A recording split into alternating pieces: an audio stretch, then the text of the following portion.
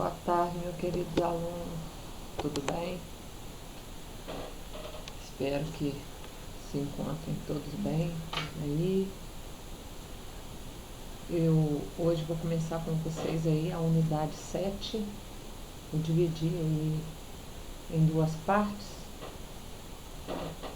que aí vocês podem assimilar melhor aí. Ela está dividida em duas partes porque é uma unidade maior um pouco, ok?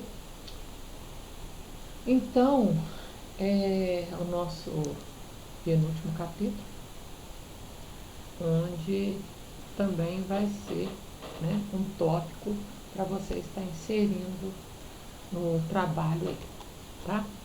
Então, gente, a curva vertical, que a gente vai estudar agora, ela é a denominação prática da curva adotada no plano vertical, o próprio nome fala, né? Então, é a projeção que a gente tem, né, no plano vertical. A gente tem que definir o perfil longitudinal, a gente tem que traçar um perfil longitudinal ao longo da diretriz que foi adotada lá no traçado, né, na diretriz da minha futura via. Então, ao longo da via, a gente tem que traçar o perfil. Através desse perfil, a gente vai começar a trabalhar com a questão de determinar, né, verificar em relação às cotas, como vai ser a questão de corte e aterro ao longo da via. E através disso, a gente elabora aí uma metodologia, uma metodologia aprovada pelo DENIT, que é o uso da curva vertical através da parábola do segundo grau. Então, a nomenclatura técnica que é dada aí é curva de concordância vertical ou curva vertical de concordância. E a gente simplifica aí falando a respeito de curva vertical, tá? Então, do mesmo modo que acontece lá, né, que a gente viu em planta, que vocês já fizeram aí no trabalho, o projeto de uma estrada com base nessa diretriz que já foi elaborada, né, ela é pré-definida em perfil longitudinal. E esse perfil longitudinal, a gente chama ele de grade. Vocês já devem ter escutado falar a respeito disso, né?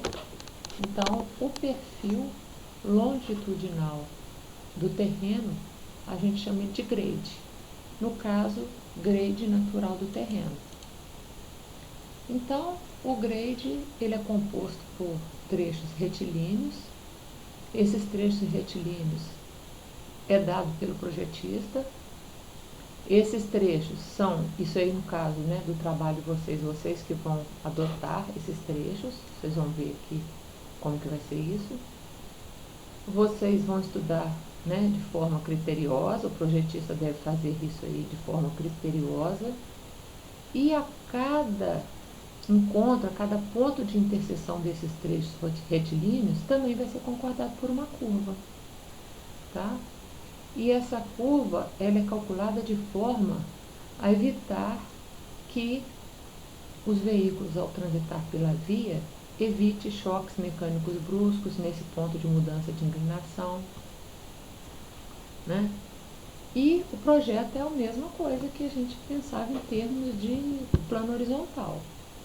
Tem que proporcionar segurança, um conforto de operação para o usuário do veículo, uma aparência agradável de traçado e drenagem adequada. Então, o que é essa mudança de inclinação? Então, é quando a gente pega, né, uma rampa que está numa via, né, pode ser até exemplos aí de via urbana que a gente tem, né? Às vezes a gente parece que está andando num tobogã, né? Tem essa sensação que está andando no tobogã, chega no alto, que desce de repente, né?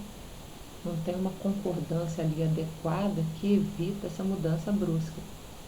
Então, para evitar isso, a gente usa os critérios, né, apontados aí pela norma critérios de experiência também, né? Que a gente viu aqui que isso aí é bem usado na questão de estradas, experiências com outras vias, facilitando então com que não dê problemas, né? Então, a gente vai ver que a gente vai trabalhar com a parábola de segundo grau, que vocês viram lá quando vocês estudaram, né, a geometria da vida lá. A gente vai trabalhar com parábola de segundo grau, né? Então, aqui do mesmo jeito que a gente trabalhou lá na planta, né, no plano horizontal, a gente vai adotar um perfil aqui que seja razoavelmente homogêneo. Não tem a questão de homogêneo, o que é? Não tem inclinação muito variável, né? Aí você sai de 3%, vai para 7%, depois cai para 2%, essas coisas assim. Vocês vão ver o que eu estou falando, tá? Então a gente tenta trabalhar da forma mais homogênea possível para poder o condutor do veículo conduzi-lo de forma uniforme, né? Sem essas variações. E com isso, quando a gente não tem grandes variações dos pontos de inclinação aí entre uma rampa e outra, a gente não vai trabalhar com raios muito diferentes. Essa que é a ideia aí na hora de estar fazendo um projeto no plano vertical.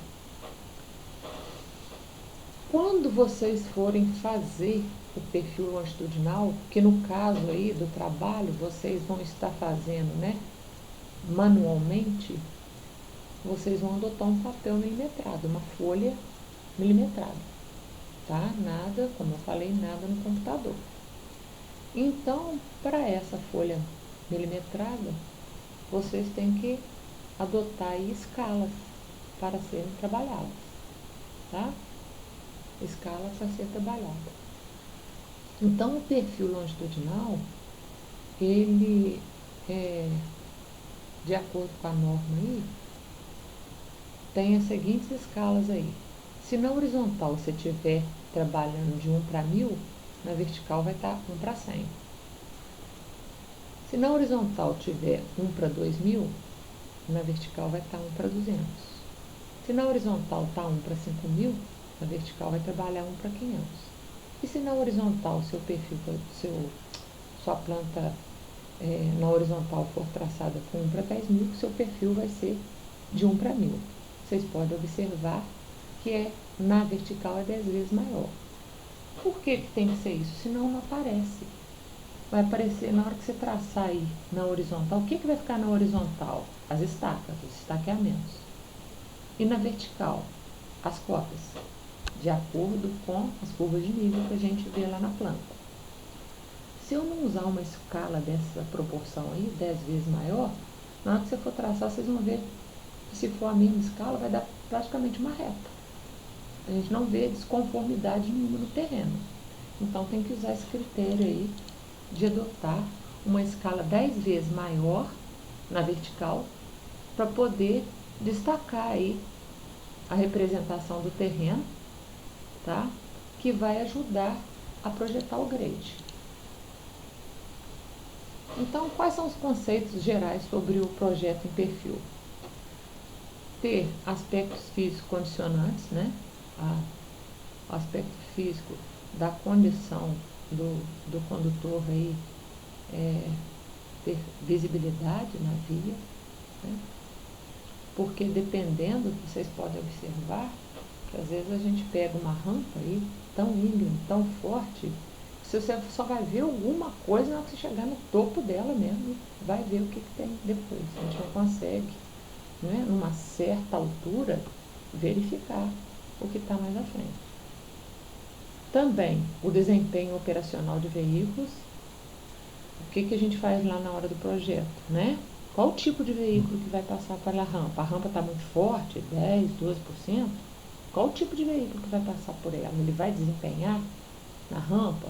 Eu tenho uma opção de uma segunda via para o veículo mais pesado, né, mais robusto, ir para essa via e eu deixar uma das vias para os veículos mais leves de passeio passarem por ela? Também eu tenho que verificar as recomendações básicas para fazer o alinhamento vertical em traçados de rodovias, de acordo com a norma. elementos de controle do projeto, tudo de acordo com norma. As curvas verticais de concordância, como que eu vou adotar essas curvas, né? Como que vai ser.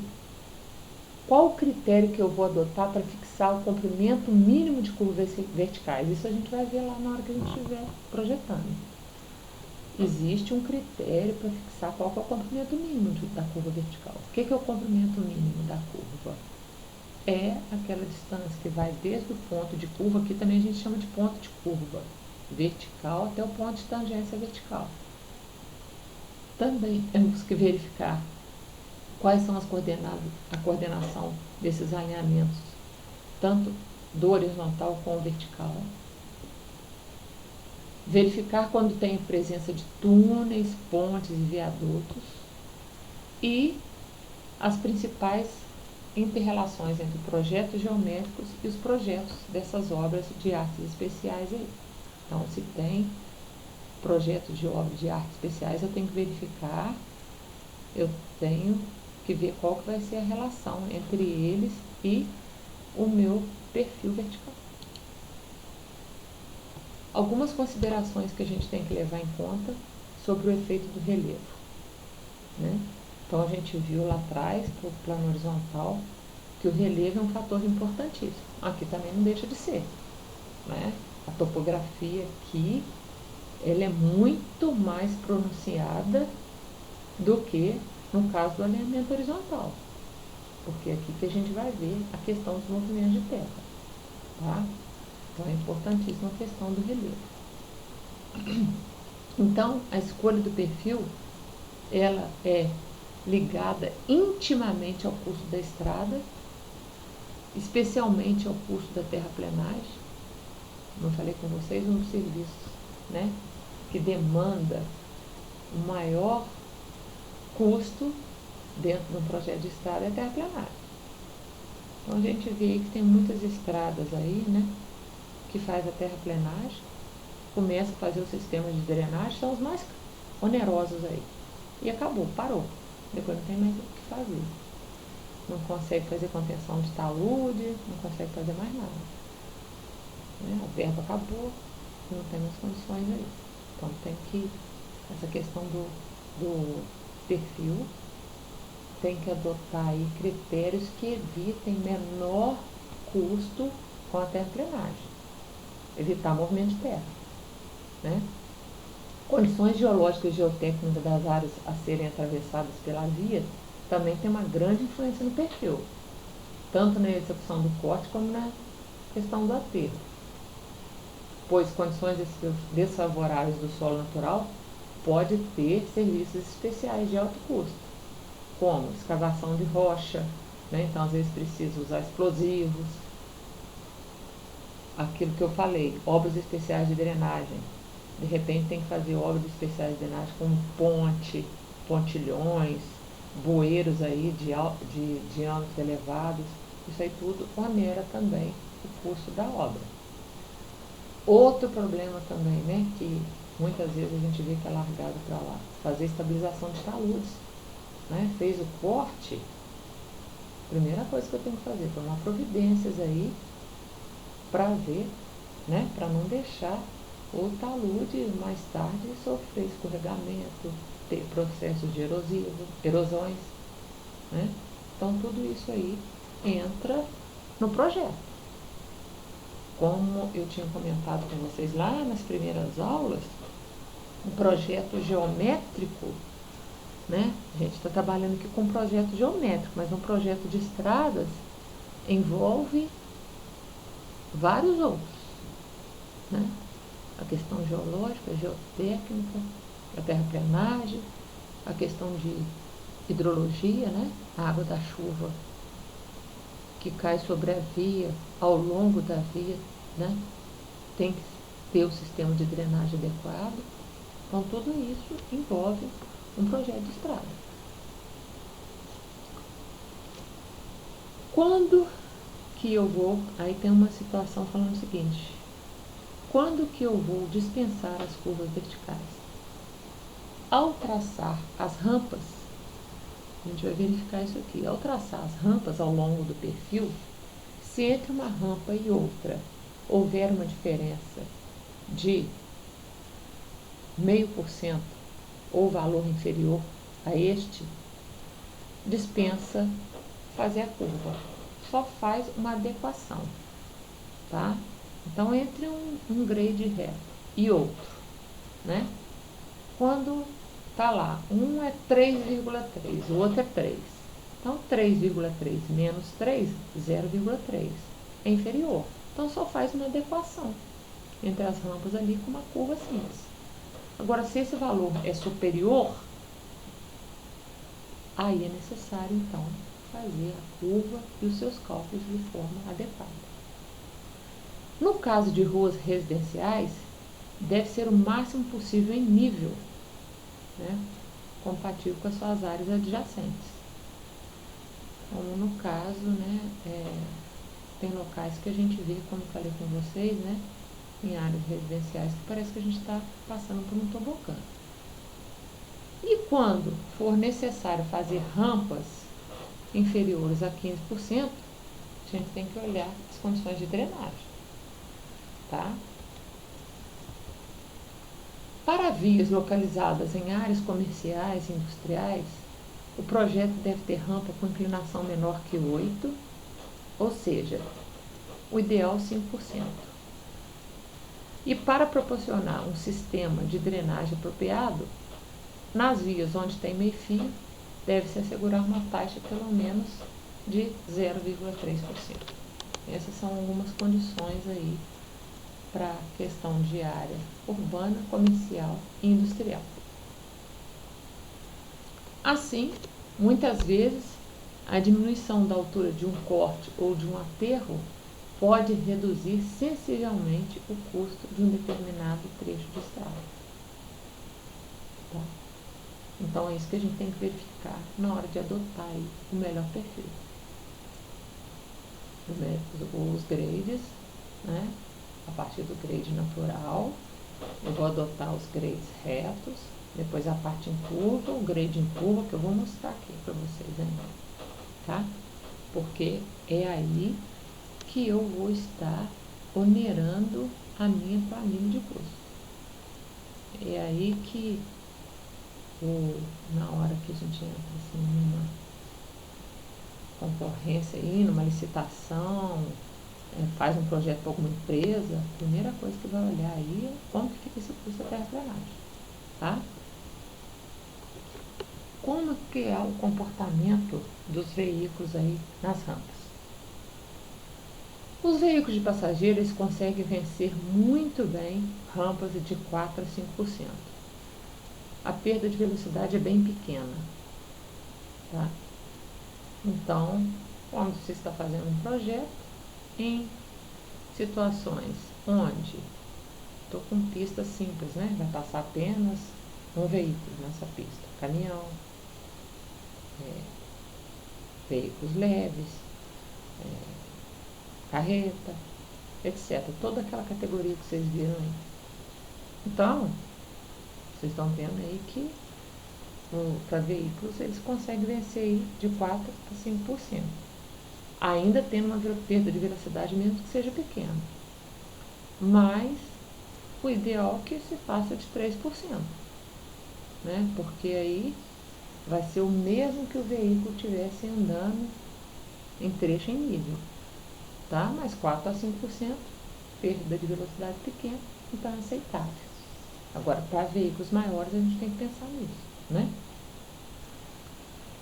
Então, falando disso, tem esse item aí, ó. Os caminhões, no caso de caminhões, a perda de velocidade na questão de rampa é bem maior do que os veículos de passageiros. Isso aí é notório, a gente sabe. Nesse caso, como eu falei com vocês, né? Então, muitas vezes, quando a gente pega aí trecho, né? Quando a gente está circulando aí em trechos mais íngremes, né? Tem caminhão na frente, a gente sabe que eles, né? Reduzem a velocidade, não conseguem desempenhar bem a velocidade do veículo, e o caminhão, o carro de passeio que está seguindo, né? Se não tiver uma pista alternativa, tem que ficar ali esperando, tá? O efeito da declividade na velocidade dos caminhões é muito mais pronunciado que na velocidade dos automóveis, que eu acabei de falar, não foge disso também não, né? E em aclives, a máxima velocidade que pode ser mantida por um caminhão depende da declividade, não só da declividade, como a gente abordou, mas também da extensão da rampa e também em relação ao peso bruto e potência do caminhão. Hoje, né, com muitos caminhões aí, a parte operacional dos caminhões tem mudado muito em relação a essa questão aí, peso e potência, né? Mas existe, tá? Então existe isso aí. A gente sabe que, né, caminhões mais pesados, que com menor potência, vai ter maior dificuldade aí em percorrer nos trechos de muito aclive. Até no declive também tem que tomar cuidado, né? Outra forma também que afeta a velocidade dos caminhões é a sua velocidade de entrada na rampa. Então, de repente, a gente sabe que na hora que você está circulando, até mesmo o carro de passeio, né? Às vezes você está circulando numa certa velocidade, a gente é obrigado a diminuir, né? Porque vai começar num trecho então. Outra situação também é a habilidade, né, do motorista na hora de transitar nesses locais aí. Isso aí tudo pode reter, né, veículos na via, tá? Então, os trechos retos do grade, então, o que eu falei? Existe o grade natural do terreno, que a gente traça em relação ao perfil horizontal, depois vai fazer os trechos retos, que a gente chama de grade reto.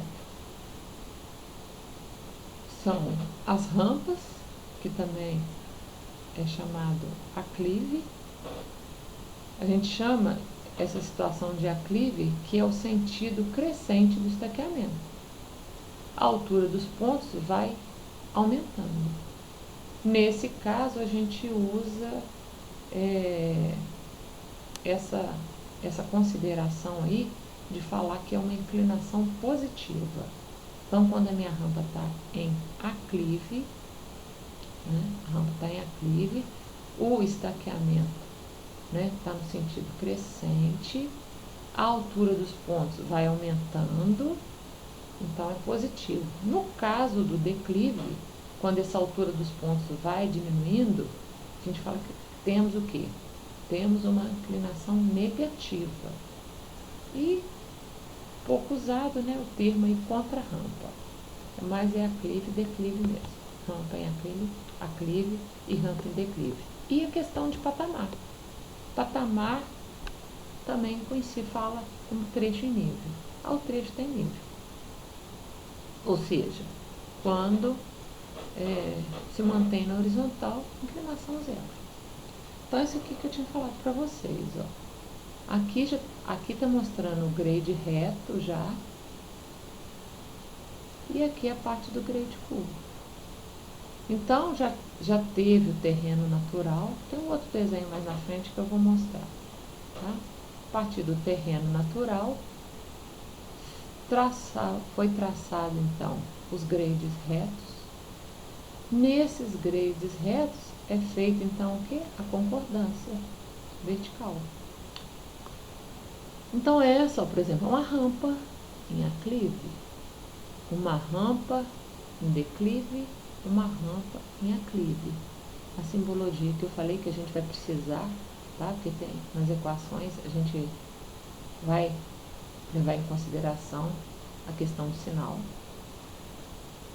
Como que eu obtenho a inclinação da rampa para ver se ela está dentro da norma adequada aí? A inclinação é a diferença de altura pelo comprimento. Pego 2 pontos qualquer aí, ó, da minha rampa ou da contrarrampa, né? Pego 2 pontos qualquer, a diferença entre a altura e 2 pontos, que no caso, né, 2 estacas aqui, eu vou achar qual que é a inclinação, para me verificar se ela está dentro da norma ou não. Eu só peço para vocês não confundirem aqui, que muito se confunde, muito eu vejo trabalhos, vejo até na hora da prova, vejo na hora que o aluno vai conversar comigo, a confusão que faz entre a relação de adotar inclinação do terreno para adotar qualquer tipo de relevo. Lá atrás, primeira etapa que vocês fizeram lá, inclinação de terreno, superelevação, os valores adotados de tabela para superelevação, é totalmente diferente disso aqui. Aqui já é outra história, tá? A questão da inclinação das rampas, a gente já falou aí. Os valores vamos falar aí mais na frente. Não confunde, tá? Não pode confundir isso aí. Então, a partir do momento que eu tenho o meu grade reto, a cada encontro desses grades, eu também tenho um ponto de interseção. Aqui um ponto de interseção, nesse caso outro ponto de interseção. Igual lá no horizontal. Só que aqui vou colocar um V na frente para ficar diferente, demonstrar na minha nomenclatura que é no plano vertical. Então vai ser P e V. P e V1, P e V2. Vou fazer as curvas aí para concordar essas interseções. Quando começa a curva, começa ponto de curva. A mesma nomenclatura usada lá para a curva horizontal. Começou a curva, PC. Põe o V na frente por causa de vertical. É a curva 1, índice 1. P, terminou, fiz a concordância, saiu do trecho em curva, vou entrar na tangente, PT. Porque vai começar a tangente PT. E o V de vertical. Tá? É isso. A nomenclatura, por enquanto, é essa daí. Depois eu vou falar para vocês de comprimento. Aqui, ó, lembra quando eu falei comprimento mínimo, que deve obedecer no comprimento mínimo? Esse comprimento mínimo é uma reta imaginária que a gente passa aqui, ó, entre PC, V e PTV. Tem que ter um comprimento mínimo aqui de projeto. Vamos ver lá na frente. Então, o que está aí, ó, nesse slide é o que eu falei. O significado de cada nomenclatura dada ali para ponto de interseção vertical, ponto de curva vertical, ponto de tangência, que é análogo à curva circular, os termos usados. A medida do comprimento da curva vertical é feita sobre a projeção horizontal, que eu tinha mostrado aqui, ó, anteriormente. Né? Esse comprimento aqui, projetado no plano vertical, é o comprimento da curva. E as curvas usadas para fazer a concordância, a melhor que se adequa, né, em todo mundo aí, as normas trazem aí, é a parábola de segundo grau. Teve vários estudos aí, curva circular, curva elíptica, parábola cúbica, mas a melhor que adequou aí as práticas de projeto foi a parábola de segundo grau, que é bem simples. Então, DENIT recomenda aí a parábola de segundo grau para fazer o cálculo dessas curvas, né? E de preferência, a gente trabalha com simetria. O que é simetria? Adotei o ponto de interseção vertical, ou seja, as distâncias entre PCV, né, ao PIV e de PIV ao PTV tem que ser igual. Tá?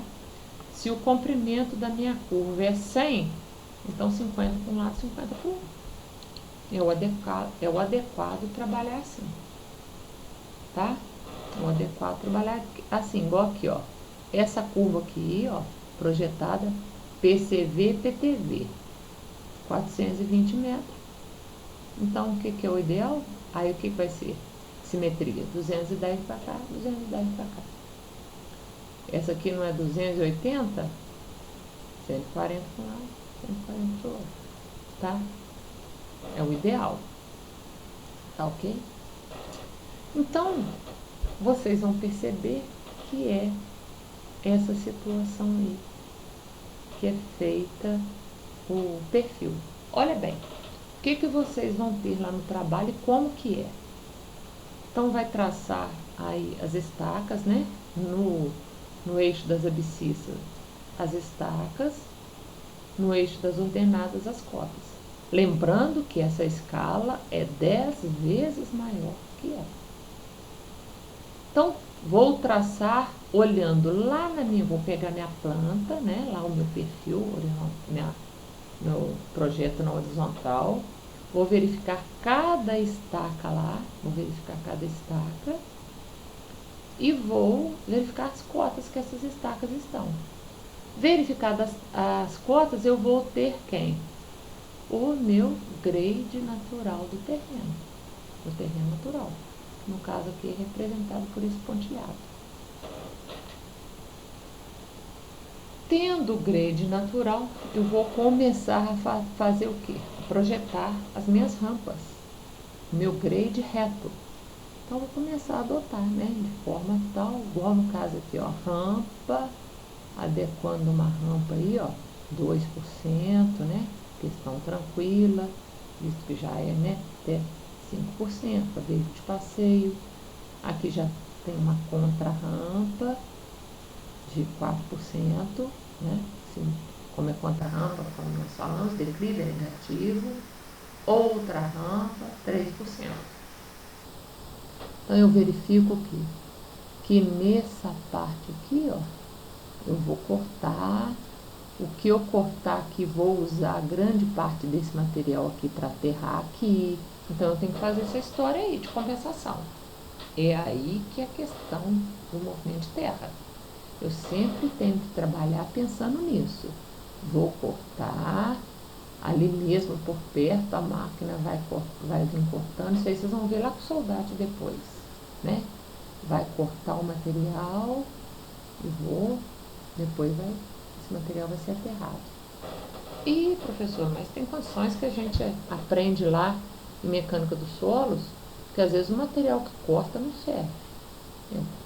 Tem casos que acontece, mas o projeto já está pronto, não tem jeito, aí vai ver lá na hora, né? O material não serve, lógico que tem que fazer um estudo, né? Antes, o ideal é fazer um estudo antes.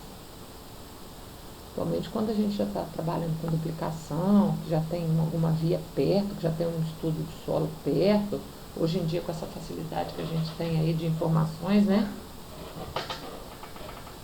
A gente tem essas informações melhores aí. Então, se o material for inservível, tem casos que não tem jeito, o material é inservível, então o que eu tenho que fazer? Lá na minha planilha de custo, que é o que vocês vão ver lá com o soldado, vocês vão ver isso aí. Esse material não serve, vai ter que ser escavado, vai ter que ser transportado e jogado em outro local.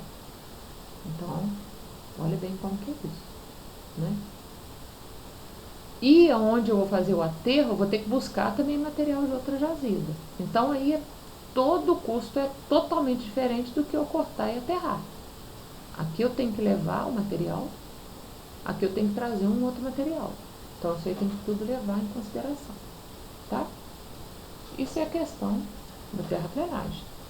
Agora, no nosso caso aqui, é fazer a concordância entre essas rampas. Então, entre essa rampa de 2 e 4, de 2% e 4%, né? Faz-se uma concordância aqui através de uma curva que vocês vão ver que é uma curva aqui, convexa, voltada para baixo, ela é convexa. Na hora que faz os cálculos lá, conforme a gente vai ver aí, essa curva tem um comprimento de 420 e o que eu preciso obter para marcar lá no meu projeto. Então, quando eu faço as rampas, de cara, na hora que eu projeto esse ponto no eixo dos Y, eu sei qual vai ser a minha cota. E também sei, quando eu projetar no eixo das abscissas, né? Aqui, projetando no eixo Y das ordenadas, eu tenho a cota. Projetando no eixo X das abscissas, eu tenho qual estaca que está o P e V. Ótimo, já tem essas informações aí. A cota, estaca. O que é esse Fzinho? Esse F é a flecha. sua distância daqui até aqui, tá? Que a gente vai ver ainda. Que obtém fácil também, tá? Então, a partir do momento que eu conheço isso aqui, eu preciso achar onde começa o meu ponto da curva vertical, qual que é a altitude dele, qual que é a cota que ele está. Qual que é a altitude, né? Ou cota, que é a mesma coisa, desculpem.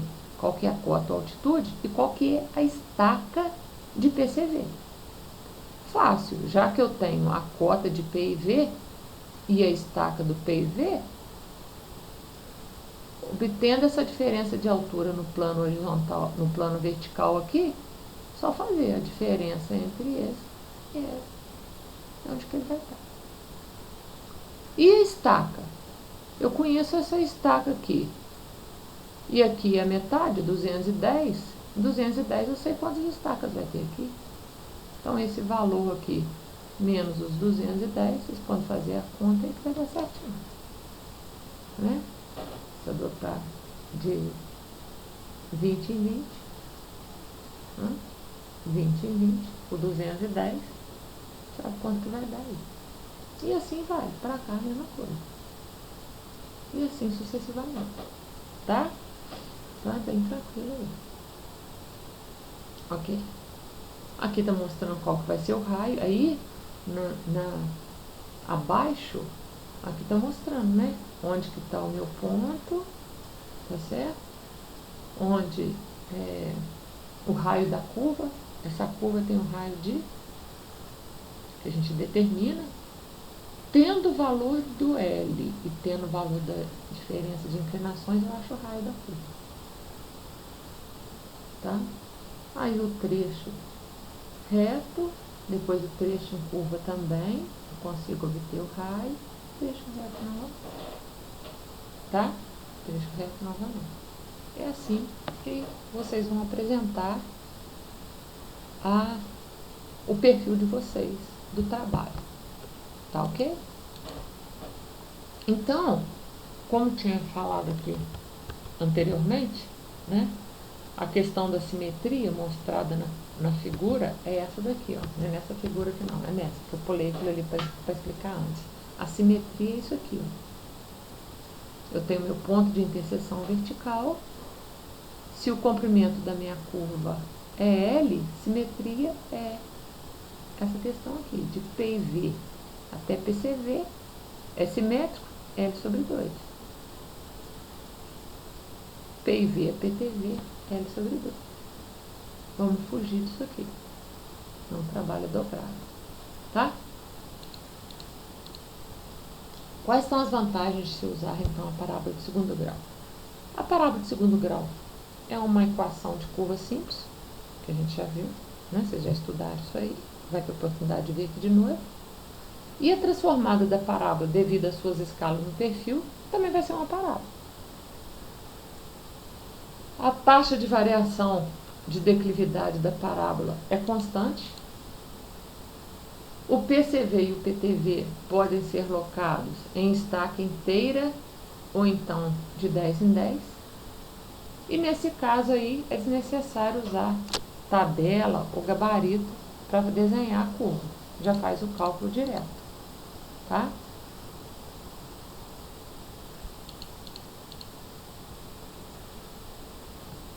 Então, eu falei com vocês, aqui é uma curva convexa. Né? Nesse desenho eu tinha falado, isso aqui é uma curva convexa. Se essa curva convexa, né, tem essa concha voltada para baixo, nesse caso aqui é uma curva côncava. E existem algumas particularidades na hora de calcular. Uma curva convexa e uma curva côncava. Existem diferenças aí, tá? Então, quando a diferença algébrica entre uma rampa e outra for positiva, ou seja, maior que zero, a curva vai ser convexa. E se for negativa, essa diferença algébrica for negativa, ou seja, menor que zero, significa que a curva é côncava. Vocês vão poder observar isso aí, tá? Então, os tipos mais usuais para as curvas verticais são o seguinte. Então, no caso, para a curva côncava, né? Então, toda curva côncava, como eu falei, é aquela que tem essa concha côncava, a concha voltada para cima, né? Forma de concha. No caso, está mostrando uma rampa, né? No caso, uma contra-rampa, uma rampa descendente com uma ascendente, uma negativa com uma positiva. Então, nesse caso, eu tenho uma concordância côncava, uma curva côncava. Aqui as duas são negativas, as rampas, mas são côncavas, voltadas para cima, né? Para bacia. Aqui aclive com aclive, mas também é uma condição de rampa com concordância com curva côncava. Então tem situações aí, né? 3 tipos aí de curva côncava, assim como tem para convexa. Num caso comum de rampa em aclive com declive, na hora que faz a concordância, ela está convexa. Aqui são 2 rampas em aclive. Então, essas rampas em aclive aí, também, na hora de concordar, dá uma curva convexa. Duas rampas aí em declive, em contrarrampa, também proporciona aí a curva convexa. Tá? Quais são as recomendações, então, na hora de fazer o alinhamento vertical para as rodovias? Fazer rampas tão contíguas quanto possíveis, ou seja, evitar frequentes alterações de menor vulto, né? Então, fazer, né? Igual como eu falei, tobogã, um atrás do outro, né? A gente chama rampa com quebra frequente. A gente evita isso.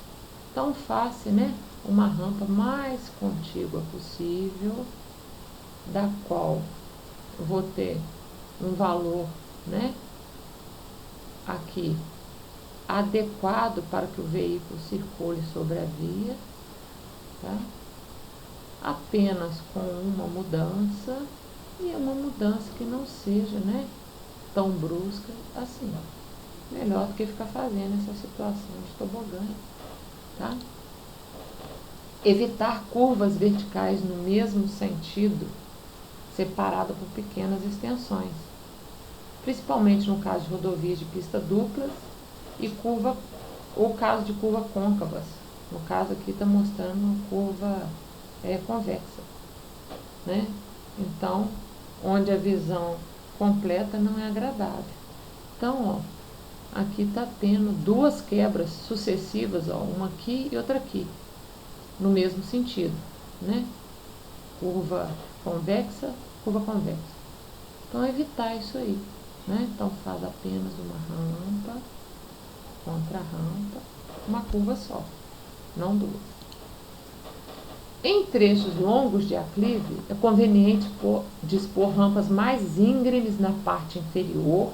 Então, na parte inferior, eu já projeto uma rampa mais íngreme e depois eu vou suavizando no topo, tá?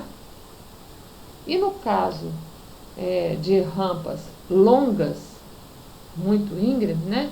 É conveniente intercalar trechos com declividades mais suaves, em vez de pôr uma única rampa, né? Então, ao invés de fazer uma rampa única, igual está aqui no caso, ó, 5% de rampa, o que se faz? Intercala outras rampas, né, para suavizar aí, né, mesmo que aumentou um pouco a inclinação aí, mas é um trecho menor. Pode ver que de 2.000 metros de rampa, eu vou quebrar aí em valores menores. Vai passar para 1.500 com inclinações mais adequadas. Tá? Então, esses grades que a gente fala que são excessivamente colados, eles são indesejáveis por questão estética e também por dar aí situações perigosas, principalmente em terreno onde tem um relevo muito ondulado, né? Por quê? Porque sucessões de vai ter pequenas lombadas e depressões em pontos baixos. né? Aí dá uma falsa impressão que dá para ultrapassar e não dá. Perigoso, tá? Então, evita aí essa questão aí de grade muito colado, tá? Então, com base no comportamento de veículos, como já foi falado anteriormente, né, a gente pode obter elementos para determinar as inclinações máximas. Então, rampas máximas com até 3% flui muito bem o movimento de veículo de passageiro, sem qualquer restrição, tá? Pois afeta muito pouco também a velocidade dos caminhões leves e médios, e são indicadas para aquelas estradas projetadas para alta velocidade. Rampas máximas com até 6% têm pouca influência para veículos de passeio nas rodovias, mas no caso de caminhão, principalmente aqueles pesados, né, já dá problema de retenção, tá? Então é aconselhável para estradas, então, com esse valor de 6%, aquelas que já são para baixa velocidade. Rampas com inclinação superior a 7% só deve ser usada em estradas secundárias, que tem baixo volume de tráfego, onde a perda de velocidade do caminhão não dá congestionamento, ou em estradas destinadas ao tráfego exclusivo de veículos de passeio. Então, por isso que tem que fazer aquele estudo de tipo de veículo que vai passar, tá? Por causa do problema que dá. Então, colocar caminhão em rampa aí com valor superior a 7% já não é adequado, tá? Tem uma perda de velocidade para os veículos de passeio bem pequena, mas para caminhão já não é adequado. Então, nessas estradas, em regiões de topografia acidentada, tem-se utilizado rampas de até 12%, mas é aquele caso que eu falei com vocês. Qual o tipo de veículo que vai passar? Igual no caso aí, professor, a gente já tentou de tudo aqui vai ter caminhão pesado, não sei o que, não dá mais do que, tá dando 12%, eu não estou conseguindo diminuir, tal. Vai adotar? Vai adotar, só que nesse trecho de rampa de 12% vai ter que ter uma alternativa aí. Vai ter que ter a via aí, vai ter que duplicar uma extensão de via aí, para qual o veículo pesado vai para uma via e o veículo leve pode circular. Entendeu? Então, quando essa topografia é desfavorável, não tem jeito, né? A gente dá essa liberdade para o projetista aí adotar valores, né? Por quê?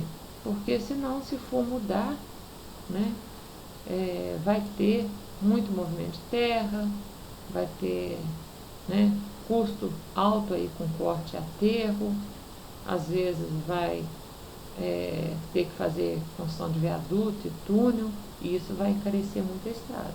Então, o ideal é adotar mesmo a inclinação maior e, ao invés de fazer esses tipos de obra aí, dar uma alternativa de aumentar, fazer a via ser dupla aí, tá?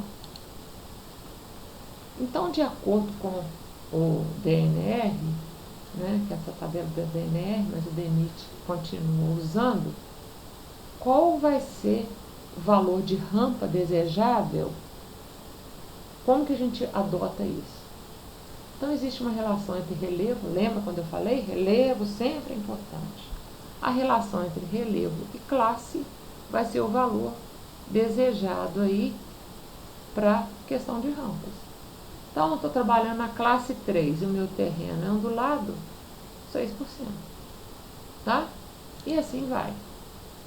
Tem para vias coletoras urbanas, para vias rurais arteriais, tá?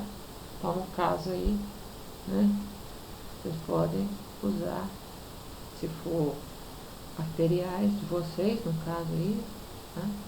Usar essa tabelinha aí. Tá? Inclinação mínima.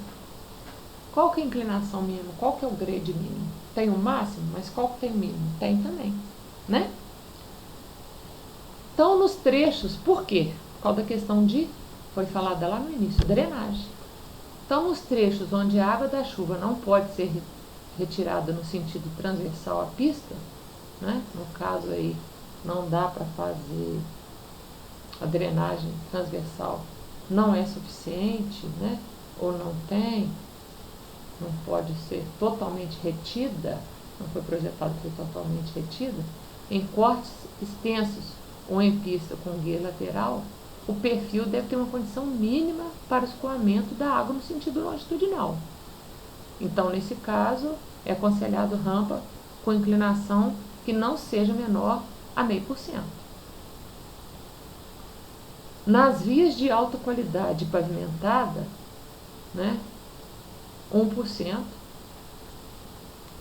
0,5% em estrada, é aconselhável o uso de rampas com inclinação não inferior a 5% nas vias de pavimento alto e 1% naquelas vias de pavimento médio e de baixa qualidade. Tá? Então, onde eu tenho aí uma pavimentação alta, né, não usar valor menor que 0,5. Tá? E naquelas de pavimento de média e baixa qualidade, 1%. Quando a topografia da região atravessada, quando a topografia é favorável, pode usar trecho em nível, rampa com inclinação 0%. Mas, qual que é o cuidado? A condição de drenagem tem que ser perfeita. Tá? Ah, deu aqui em nível, mas é em nível, não vai ter rampa não nesse trecho, professor. Não tem problema não. Só que tem que indicar que a condição de drenagem vai ser perfeita. Tá? Então, com isso, são algumas dicas aí que a gente dá em relação aos critérios para projeto vertical. Depois, na parte 2 aqui, a gente vai continuar falando e vai fazer uma aplicação aí, para vocês poderem estar fazendo isso no trabalho. Ok? Qualquer dúvida, só acionar.